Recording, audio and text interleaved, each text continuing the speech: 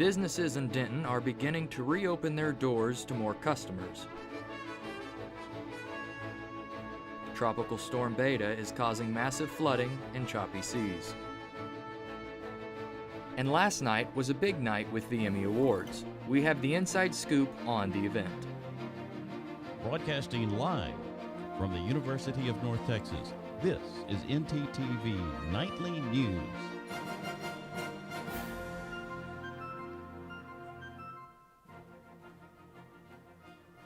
Thanks for joining us on ntTV Nightly News. I'm Andrew Fancher. And I'm Melissa Weems. Today is a big day for the Texas economy. Governor Greg Abbott has approved to expand business capacity up to 75%. This includes establishments such as malls, restaurants, and museums. This new ruling will allow businesses the opportunity to bring in more customers and employees. Counties with less than 50% of COVID hospitalized patients are approved for the 75% capacity expansion. Though most of the standard health protocols remain the same, groups can include up to 10 people, masks must be worn, and social distancing guidelines should be followed.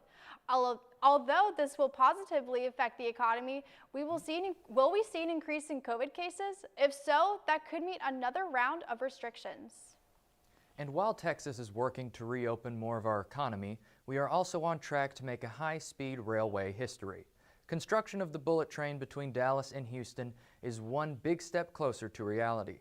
The Federal Railroad Administration okayed the plan today. The high-speed railway system will take passengers from Dallas to Houston in an hour and a half. There are still a few hurdles to clear, but construction could begin as early as next summer. And while one company is making a big impact on Texas transportation, another international company is working to make an impact on the environment. Walmart, the world's largest retailer, says it is aiming to reach zero carbon emissions by 2040. The company intends to eliminate emissions and electrify all of its vehicles in the next 20 years. It also plans to power 100% of its facilities with green power, such as solar and wind, by 2035. In addition, Walmart is pledging to restore or protect at least 50 million acres of land and 1 million square miles of ocean by 2030. And businesses are not the only thing changing during the pandemic. Lately, UNT's enrollment rate has been skyrocketing. ntTV's Michaela Goose has the story. Even though we are in the middle of a global pandemic, UNT's enrollment rate is at an all-time high. The numbers are great. The big ups and the surprises were international students are up. We were worried they'd be down. And graduate students are way up. And so those are two of the strongest sets of numbers. Returning students, however, are way up, which means retention's improved for the year. And it also means maybe students are trying to get an education during a period when they can't work as much. The total student population is up 4.1% for a grand total of 40,796 students, a massive spike from previous years. UNT also welcomed 5,261 new freshmen, the largest freshman class yet for any college in the North Texas region. About 55% of total students are currently taking classes solely online, and Samatresk attributed this spike in students to UNT's core values and affordability. Well, it's funny. There's a number of progressive schools around the country that are called urban serving universities. And we've been doing a pretty great job in making our value statement. We're affordable. We offer a terrific college climate if you're here on campus. We offer great athletics programs. And I think we're just a good value.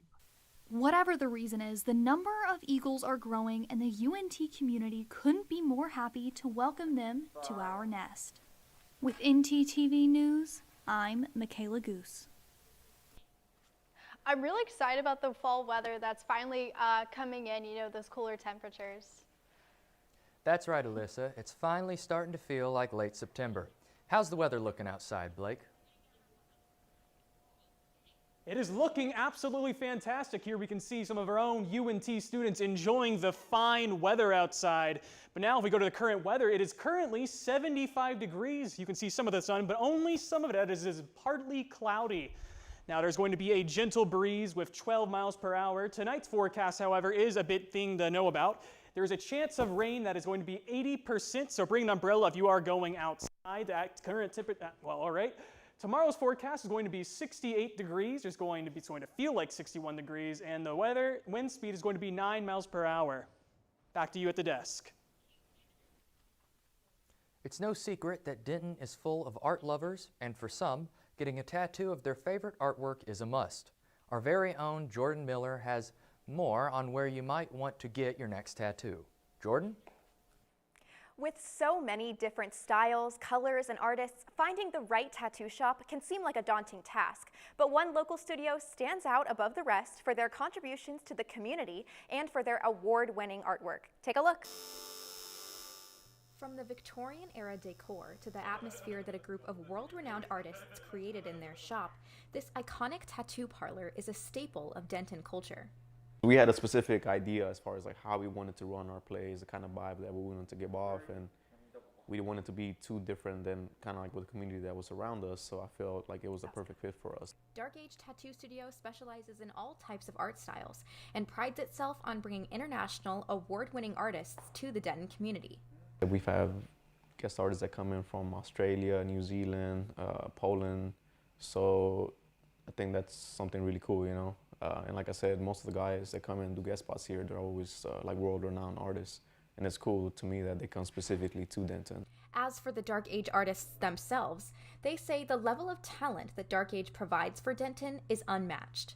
The reason why Dark Age stands out is because you could go around the DFW and you could find a tattoo shop that is probably gonna have one really good artist.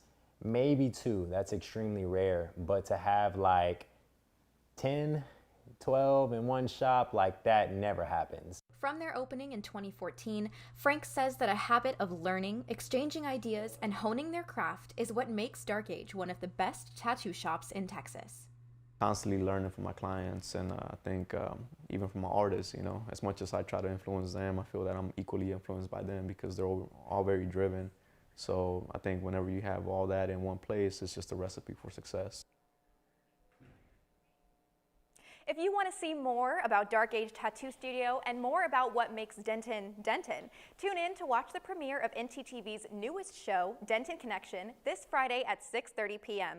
That's all I have tonight. Back to you at the desk. Thanks, Jordan. Well, I'm looking forward to the premiere of Denton Connections. What about you, Alyssa? I have to agree with you, Andrew. Coming up, we'll hear about Trump's recent decision for the Supreme Court and an update on Tropical Storm Beta. More when we come back.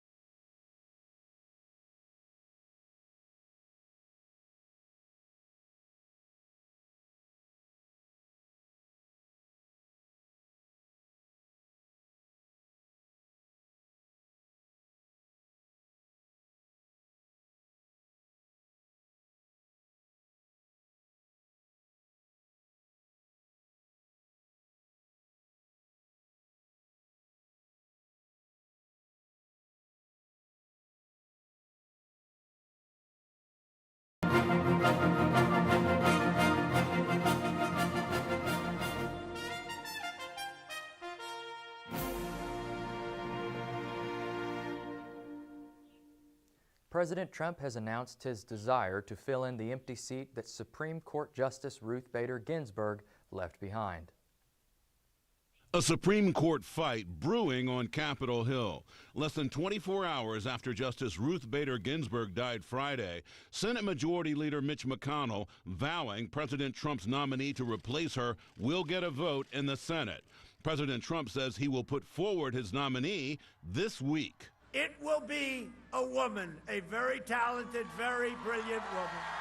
Senate Republicans arguing it is their constitutional duty to fill the seat. I believe the right thing to do is for the Senate to take up this nomination and to confirm the nominee before Election Day. But Republicans led by McConnell refused to give President Barack Obama's Supreme Court pick Merrick Garland a vote, despite that nomination coming nearly 8 months before the 2016 election. This nomination ought to be made by the president we're in the process of electing this year. Shortly after his inauguration, Trump nominated Neil Gorsuch to the court to fill the seat. In 2016, Senator Lindsey Graham, who now chairs the Judiciary Committee, highlighted the new precedent. I want you to use my words against me. If there's a Republican president in 2016 and a vacancy occurs in the last year of the first term, you can say, Lindsey Graham said, let's let the next president, whoever it might be, make that nomination. And again in 2018. If an opening comes in the last year of President Trump's term and the primary process is started, we'll wait to the next election. You're on the record. Yeah. All right. Hold the tape. But now Graham, in his own tight re-election campaign, says he will support a Trump Supreme Court nominee. Democratic presidential nominee Joe Biden imploring Republicans not to move forward with any nominee. Don't vote to confirm anyone nominated under the circumstances President Trump and Senator McConnell have created. Don't go there. Uphold your constitutional duty, your conscience. Let the people speak. Currently, McConnell can only afford to lose 3 Republican votes to confirm a nomination, and several vulnerable Senate Republicans are in tight re-election races that could change the balance of power in the Senate. Senators Susan Collins and Lisa Murkowski have already said they do not support filling the seat before the election, but it is unclear if that means they will vote against a nominee. The Democratic leadership vowing to fight back, even considering increasing the number of judges on the Supreme Court. We first have to win the majority before that can happen, but once we win the majority, God willing, everything is on the table. As President Trump promises to nominate a woman, he aims to appeal to female voters. President Trump plans to announce his nominee this weekend. UNT political science professor Dr. Matthew Eshbao-Soha says the death of Supreme Court Justice Ruth Bader Ginsburg has sent shockwaves throughout the political and social world. The impact of her death will have far-reaching consequences.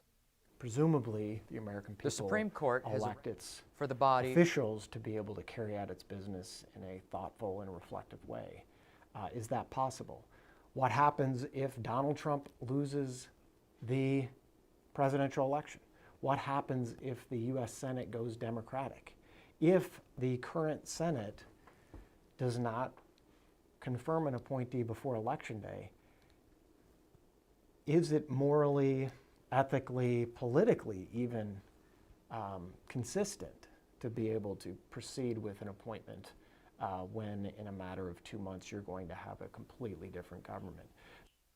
The Supreme Court has arranged for the body of Justice Ruth Bader Ginsburg to lie in repose at the Supreme Court and allow for public viewing despite the pandemic. The court says that Ginsburg will be buried next week at the Arlington National Cemetery. As Tropical Storm Beta is making its way along the Gulf Coast, some residents are preparing for floods while others are already dealing with the damages. Tropical Storm Beta hasn't even made landfall and still causing a lot of problems along the coast and Surfside. Some neighborhoods completely flooded. Just gonna hang out and weather it. Justin Dupree took his paddleboard to pick up a few things at the gas station. I live right over there by the under the bridge, and we got probably about waist deep water down there. so I didn't want to wade through it. This morning, fuel truck driver Lazarus Brown made his rounds in the storm, making sure gas stations have plenty of fuel. Trying to get as much done as possible before it gets any worse. Fill the stores before it gets bad. We've been watching it close since yesterday. Larry Moore has lived here for 50 years. He's been through a lot of storms, but he can't remember a time there's been so many in 1 year. In your 50 years, what has 2020 been for you? Crazy. It has literally been crazy as far as the storms down here. In order to safely prepare, a state of emergency, has been declared ahead of the storm. As previously stated, meanwhile in our 2020 hurricane season, Tropical Storm Beta is en route to the Gulf Coast. That's right, Andrew. It is expected to hit Texas this evening, bringing heavy rain and high tides. What else can we expect, Blake? Do this whole thing on.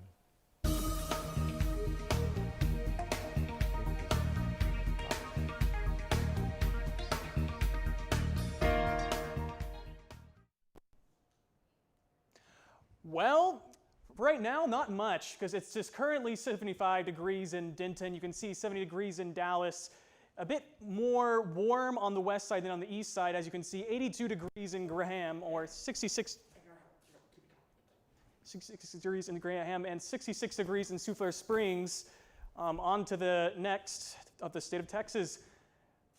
It's going to be 70 degrees in Austin, 72 degrees in Houston, low 70s, low 80s. That's generally the range you're going to expect throughout the state. And now for this week, you're going to expect some rain tomorrow, 73 degrees, some partly clouds on Thursday, and then pretty much sunny skies and 80-degree weather for the rest of the week. Back to you at the desk. Thanks, Blake. Denton police have been inducted into a new initiative. Our reporter Blaine Tatum tells us more.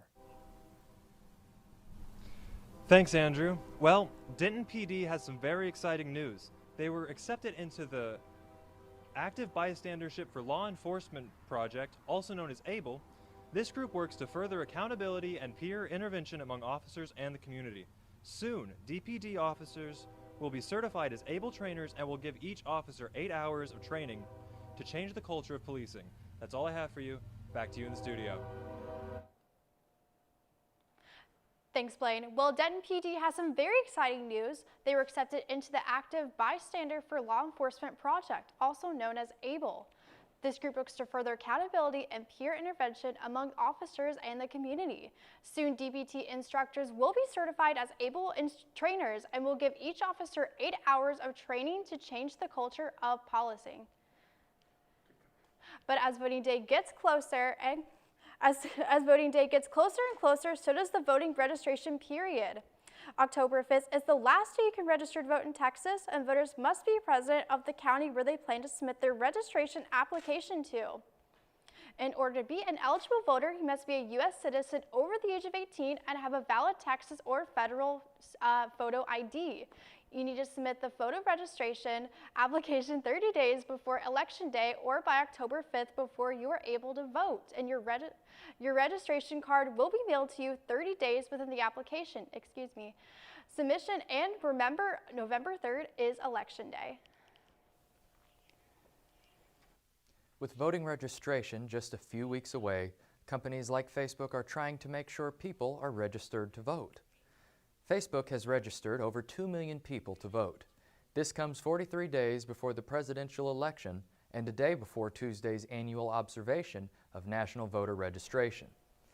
Facebook prepares a week of action by having a registration drive through Facebook, Instagram, and Messenger, setting a goal of 4 million registers.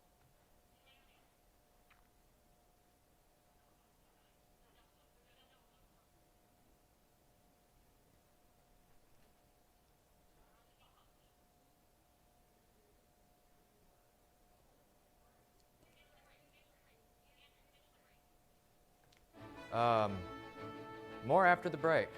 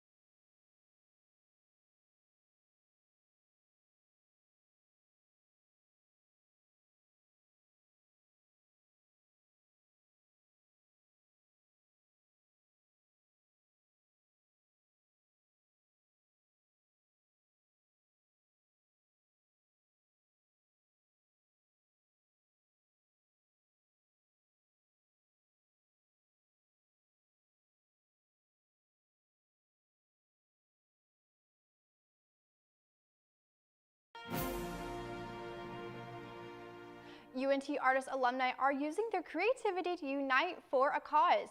ntTV's Laura Nuez explains how local artists are funding relief. Alumni Mariah Tyler and Jake Dawkins started the North Texas Artist Auction to help raise money for racial justice and pandemic relief. The group handpicked 22 local artists to contribute their work to the online auction, where 100% of the proceeds will be split evenly among 3 organizations. I'm really happy to see young people care so much about things that have just been pushed to the side for such a long time. And so like I said before, I'm just really proud of everybody coming together to make some sort of impact. And I'm excited to see not just us, but all different groups of young people coming together to just, at the very least, raise awareness, provide resources, talk about stuff. The auction has provided a space for artists to not only promote their work, but also raise money for Mothers Against Police Brutality, North Texas Mutual Aid, and Color of Change. For various reasons, not everyone has access to donate money, right? However, by contributing something to, this auction, it's a kind of ripple effect with the ways in which the community supports each other, but also supports social justice efforts. To purchase the work from the artist auction, be sure to visit the North Texas Artist Instagram page. Reporting for ntTV News, I'm Laura Nunez. The auction will run until the end of the month, but don't worry, there will be another auction series with new works before the end of this year. As sporting events continue to reopen with COVID-19 restrictions, many people are just thinking about the impact on fans. But UNT grad Saeed Youssef has been restricted in how he reports on sports. Before COVID-19, Youssef would work and write from the arenas of the NBA and NHL teams he covered. Now he is watching from his couch, just like any other fan, and still working to turn articles for his job at The Athletic. You can read from Saeed at The Athletic as he covers the Stars in their push for the Stanley Cup. Meanwhile in sports, the Dallas Cowboys surprised everyone with the win. Andrew, did you see that field goal?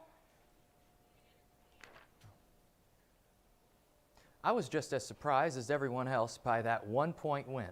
Jennifer has more on our local victory, as well as an update on Mean Green and Dallas Stars. Jennifer? Thanks, Andrew. I have some great news and some not so great news about our North Texas sport teams coming up after the break. Every child deserves a future. Okay.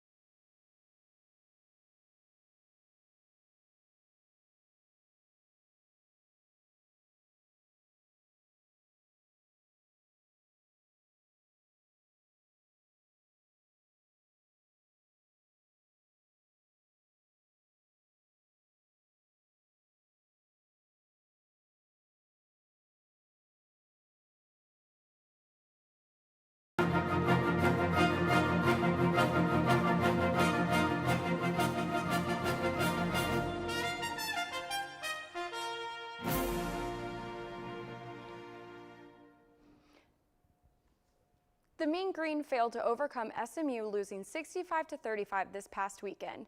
SMU's quarterbacks Shane Buechele threw 3 touchdowns in the first quarter, and UNT just could not keep up after. UNT was led by sophomore quarterback Austin Awney and senior receiver Jalen Darden, who each had 2 touchdowns. UNT will travel to Houston this weekend to take on the U of H Cougars. The Dallas Cowboys rallied late in the fourth quarter on Sunday to beat the Atlanta Falcons 40-39. The Cowboys had a rough start with 3 fumbles in the first quarter and quickly trailed the Falcons 29-10 at half. The Cowboys defense then came out and held Atlanta to just 10 points in the second half. With a fourth quarter rally led by Dak Prescott and a successful onside kick, the Dallas Cowboys won the game on a 46-yard field goal by Greg Zuerlein. The Cowboys would take on the undefeated Seahawks next Sunday in Seattle. The Stanley Cup Finals are underway, and the Dallas Stars came out firing for their first game this past Saturday.